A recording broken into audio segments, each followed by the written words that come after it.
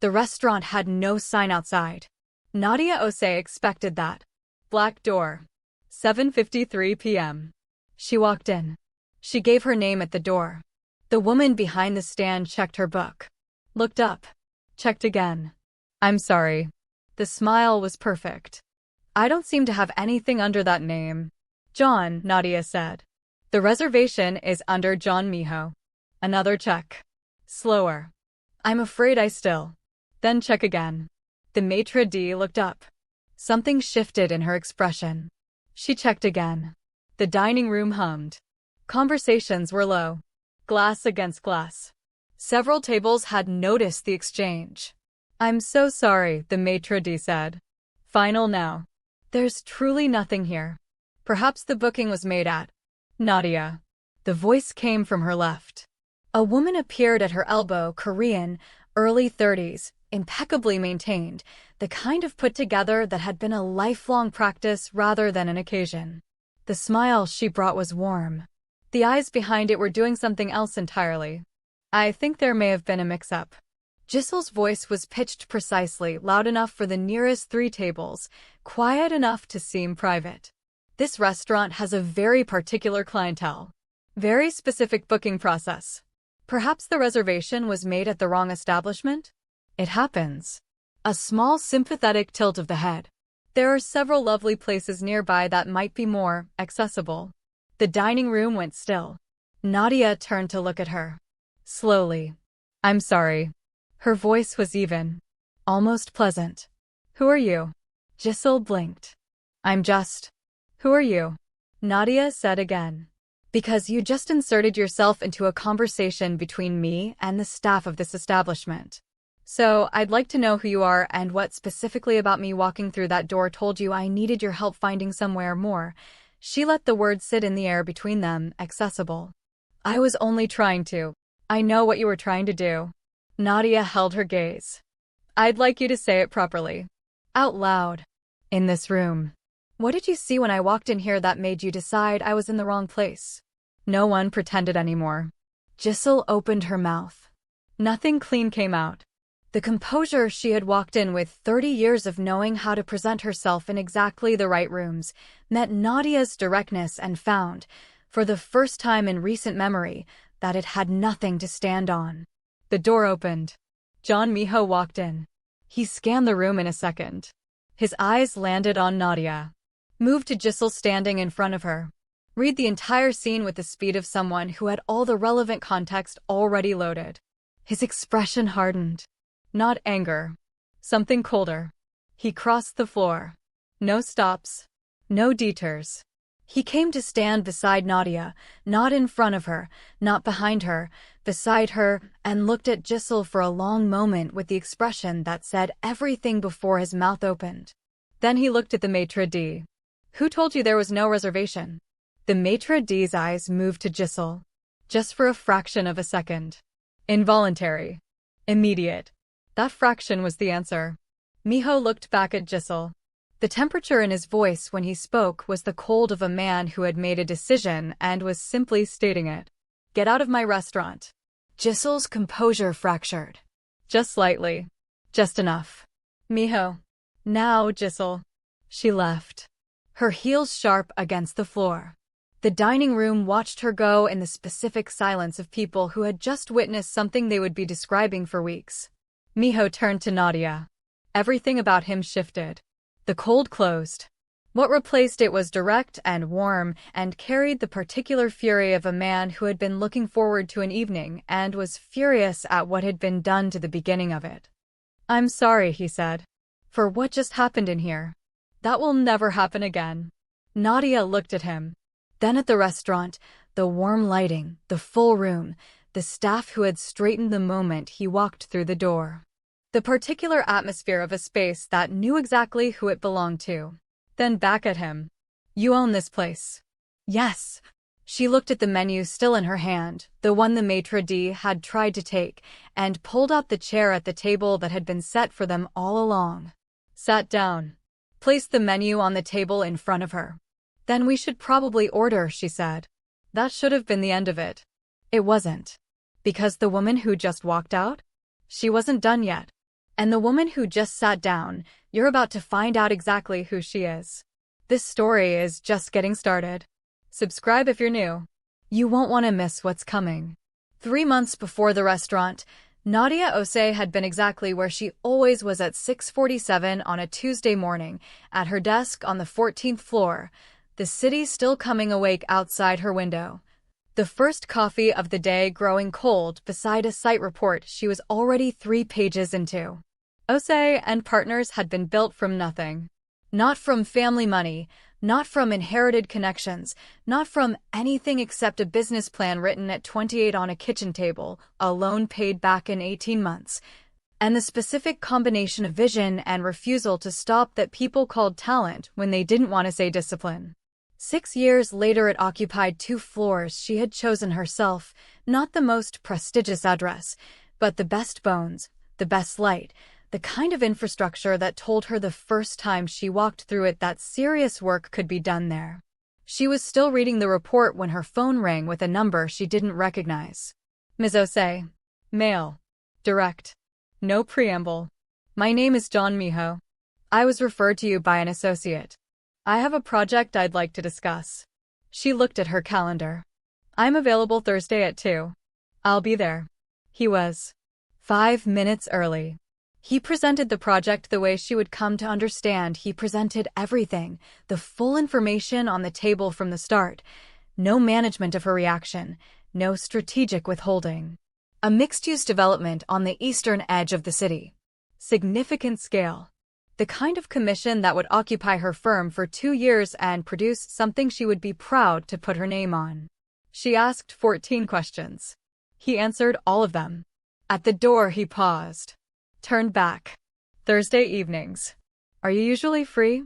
She looked at him for a moment, reading the question for what it actually was. That depends on the Thursday. This one. The specific pause of a woman who had been running her own life long enough to know the difference between a question she wanted to answer and one she didn't. Send me the details, she said. He sent them within the hour. Jeon Minho had inherited an empire and then built another one beside it. The legitimate operations, hospitality, real estate, import networks across 6 countries ran with the precision of something refined over 2 generations. The restaurant was one of 17. Not the largest. His favorite. The one he had designed himself down to the lighting temperature and the distance between tables, because he understood that the details of a space were not decorative, they were structural. He was 33. He ran his world from an office that didn't look like one. He was not a man who spoke often, but when he spoke, people listened because he had never given them a reason not to. His personal life had been, by design, uncomplicated. He was selective in the specific way of men who understood the value of their own attention and did not give it carelessly. He had not been looking for anything when Nadia Osei's portfolio crossed his desk and made him stop and look again. He paid attention.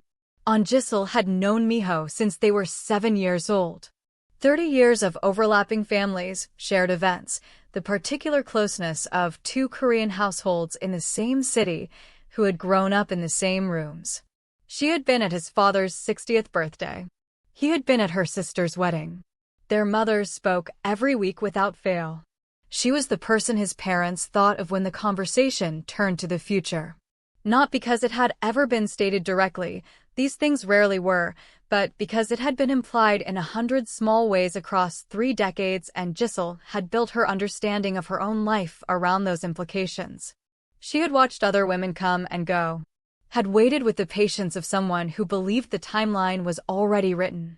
Then she heard about the architect. She sat with it for 4 days. Then she made a call to the restaurant. They ordered. The dining room settled around them. He apologized once more. She accepted it once and moved forward, not because it didn't matter, but because she was not a woman who lived in incidents when there was a perfectly good evening still ahead. They talked for 3 hours. She told him about the community center she had just completed, smaller than her firm usually took on, the one she was most proud of because of what it gave back to the space it occupied. He listened with the particular attention of someone actually processing rather than waiting for his turn. He told her why the restaurant had no sign. Not pretension, preference. He had never wanted to build things that needed to announce themselves. She looked at him when he said that. That's an architectural principle. Is it? The best buildings don't shout. They just stand. He looked at her across the table. Yes, he said. Exactly that. At her car, later, he walked her out. Neither of them was ready for the evening to be finished. At the door, she turned. The project, she said. I'll take it. I know, he said. She almost smiled. Good night, Miho. He watched her car until it turned the corner. Stood in the quiet street with the feeling of someone who has just confirmed something they already knew. They saw each other twice a week after that. Once for the project, site visits, design reviews, the professional architecture of two people building something real. Once for everything else, dinner, a gallery, evenings walking through parts of the city she was redesigning in her head as they moved through it, pointing out what she would keep and what she would change, and what the bones of a place told her about what it wanted to become. He listened to all of it. He asked questions that showed he had processed the last conversation before starting the current one. She found that it was rarer than it should have been. One Thursday, late in her office, site plans spread across her desk between them. He brought food from a place near the site, nothing expensive, just exactly right. And they ate standing at the plans and talked about load-bearing and sight lines, and what the building would feel like from the inside when it was complete. She looked up at some point and found him watching her. What? She said. You go somewhere else when you're working, he said. Completely. And then you come back with the answer already formed. Is that strange? No, he said. It's the best thing I've seen in a long time. She went back to the plans. Let it sit. Let it be what it was. Jissel didn't stop at the restaurant. She waited 2 weeks. Let the damage settle. Then she went further, because Jissel understood, better than most, that a single blow rarely finished anything. You had to be willing to go back. She called Miho's father. And she lied. She told Jeon Minho that Nadia had been seen consistently with another man. That the relationship with Miho appeared, from what she had heard, to be a professional opportunity being managed as a personal one. She showed him a photo. It looked convincing. It wasn't. Jeon Minho looked at it for a long time. Said very little. Thanked her for coming to him. That evening he called his son. The explanation that followed was clean. It made sense. But it didn't erase the doubt completely. And Jeon Minho was not a man who ignored doubt once it existed. Jissel understood something most people didn't. Doubt didn't need to be proven. It just needed to be fed. She didn't go back immediately. She let it sit. Let the doubt breathe. Let it become something that didn't need her to hold it anymore. Then, 2 weeks later, she went back. This time, she didn't bring a photograph. She brought a pattern. Missed meetings. Schedule changes. Quiet adjustments inside Nadia's firm that looked, from the outside, like something being covered. Then she said it. Nadia was pregnant. Not Miho's. This time Jeon Minho didn't call his son. He called his wife. Miho had listened to his father's first call without interrupting. His face had shown nothing. When it was done, he said he understood and thanked his father for saying something. He hung up. Sat in the dark of his office for a long time. He was not a man who made decisions in feeling. But he was a man, and there was one moment, one specific moment in the quiet of that office, where the information sat in him before he had processed it fully, and the gap it created felt like something he had not expected to feel. Nadia felt the difference the following morning. Not in anything he said. In the fraction of a degree of distance in his voice on the call, something she heard the way she heard everything, precisely, without showing that she'd heard it. She said nothing. Filed it. Sat with it through the day. That evening she called him back. Something's different, she said. No preamble. Nadia.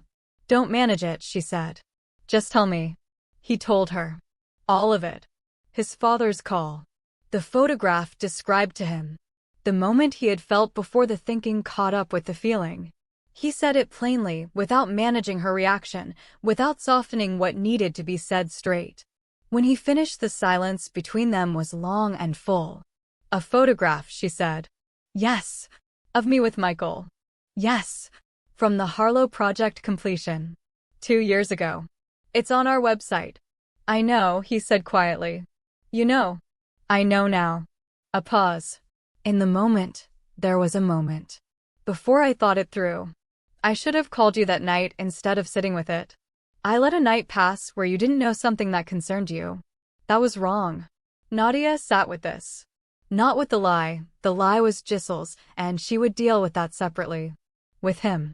With the moment he had described honestly when he could have said nothing and she would never have known. Who told your father, she said. They both already knew. She was at the Jeon family home on a Sunday, 3 weeks after the photograph incident had been resolved, the stress between her and Miho repaired, the relationship solid again. His mother had been warm at the door. His father quieter than usual, but she had filed it as tiredness. She was looking for the bathroom when she heard it.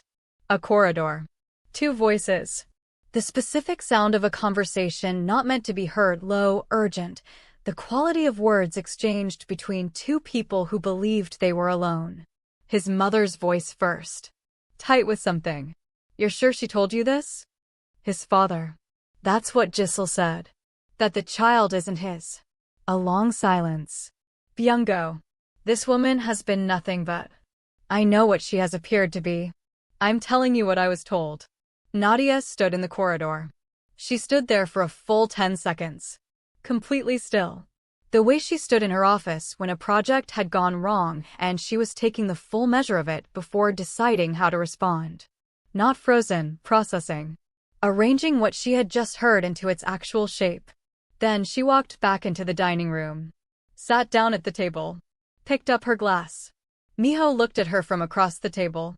Read her face with the precision of a man who had learned her expressions and understood the difference between her ordinary composure and the composure that was doing heavy work. Nadia. After lunch, she said quietly. We need to talk. She told him in the car outside. Exactly what she had heard. Exactly where she had been standing. Exactly what had been said and in what order. He listened without moving. When she finished, his jaw set. Something colder than anger. She told my father you were pregnant, he said. With another man's child. That appears to be what she told him. Jissel. Yes. He sat with it for exactly 5 seconds. Then he took out his phone. He called his father first. Told him to come to the house that evening. His voice on the call was the particular quiet his father had heard perhaps 4 times in 36 years and had learned to take seriously. Then he called Jissel. My father's house, he said. 7 o'clock. Don't be late. She arrived thinking it was a conversation. She walked into a room with his father, his mother, and Nadia sitting at the table and understood immediately that it was not. Miho stood. Didn't raise his voice. Didn't move toward her. Tell my parents, he said, what you actually told my father. Both times. The photograph. The pregnancy. Say it in this room in front of everyone it concerned exactly as you said it. Jissel looked at the room. At his mother whose expression was the controlled fury of a woman who had been lied to in her own family. At his father who was looking at her with the expression of a man who had just understood the full extent of how he had been used. At Nadia who was sitting with her hands folded on the table and her eyes on Jissel with the steady patience of someone who had already processed everything and was simply waiting for the rest of it to be finished. Miho. Say it. The silence in the room was total. Jissel said it. Not fully, she tried to frame it, tried to manage it, tried to present it as concern rather than calculation. But Miho stopped her every time she reached for a frame that wasn't the truth and asked her to say what she had actually said. By the end of it, the room had the complete picture. Every word. Every visit. Every lie dressed as love for the family. His mother stood up from the table. She looked at Jissel with the expression of 40 years of friendship being assessed against what she had just heard and found to be fraudulent. Get out of my house, she said. And understand that when you leave this room you are leaving everything that came with knowing this family. Our name. Our doors. Our world. You are leaving it tonight and you are not coming back. Jissel looked at her. Looked at Miho. Something in her face tried to find the version of this she could survive the spin, the reframe, The story she could tell afterward that would leave her with something intact. Miho watched her look for it. Let her look. Then said the last thing he would ever say to her directly. There is no version of this you recover from. Not here. Not anywhere that matters. Go home and explain to your parents what you did tonight, because I will be calling your father in the morning. Jissel left. The room held the silence of what had just happened. Then Miho sat back down at the table, looked at his parents, then at Nadia. His father spoke first. The voice of a man who understood that he owed something and was not the kind of man who deferred what he owed. Nadia, he said, I owe you an apology. A direct one. I allowed myself to be used to doubt you, and I did not come to you first. That was wrong and I am sorry. Nadia looked at him. The steady assessment she brought to everything real. Then she nodded once, fully, the specific nod of someone who had received something genuine and was receiving it as such. Thank you, she said. His mother reached across the table and put her hand over Nadia's. Said nothing. Didn't need to. The following morning Miho called Jissel's father. The conversation was 20 minutes. He said what needed to be said completely, not to destroy, but because Jissel's father deserved to know what his daughter had done, and the pretense of not knowing was not something Miho was willing to maintain. What happened in Jissel's family after that call was not his to manage. But he had made it impossible for her to manage it herself. To frame it herself. To survive it with her version of events intact. Every door his family's name had ever opened for hers closed within the month. Quietly. Permanently. Without announcement, because in his world things didn't end loudly. They simply ended. Jissel left the city 6 weeks later. There was nothing left in it for her. The legal notice arrived before she did. Nadia didn't announce it. Didn't discuss it. False statements. Documented damage. Professional and personal. It wasn't emotional. It was procedural. And it followed Jissel out of the city. The week after the family dinner was honest in the way weeks after difficult things were honest. Something between them was slightly different, not broken but stressed, the way good structures showed stress without failing. She felt it. He felt her feeling it. He came to her office on a Thursday. Unscheduled. Which said everything. He sat across from her desk and looked at her with the directness she had come to understand was simply who he was. The night my father first called, he said. I should have called you immediately. I sat with it instead. That night matters and I can't undo it.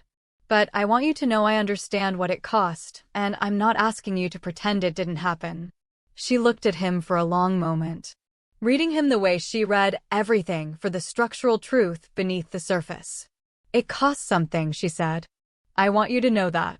I know. Not the lie. The moment. I know, he said again. You deserved better than that moment. I should have been better than it. The silence between them was different from the stressed silence of the past week. Cleaner. The silence of two people who had said the real things and were now sitting inside the truth of them without flinching. Thursday, she said finally. Yes. Don't be late. The first real thing close to a smile in a week crossed his face.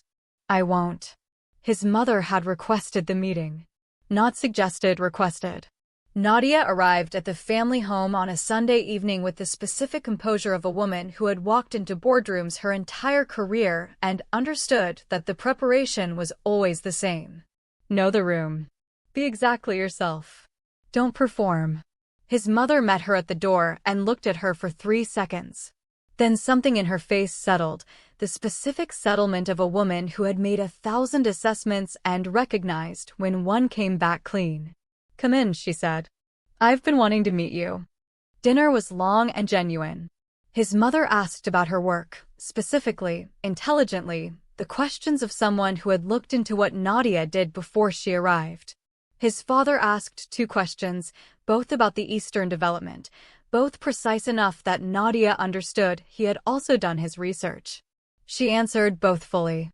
At the door his mother held her hand briefly. My son is not easy, she said. He is worth it. But he is not easy. Neither am I, Nadia said. His mother looked at her. Then laughed, a real laugh, surprised out of her, the kind that came when someone said exactly the right true thing. In the car, Miho looked at her. She laughed. I noticed. She doesn't laugh like that with people she's performing for. I know, Nadia said. Neither do I. He asked her on a Tuesday. Her office. Late. The city dark outside the window, the site plans between them.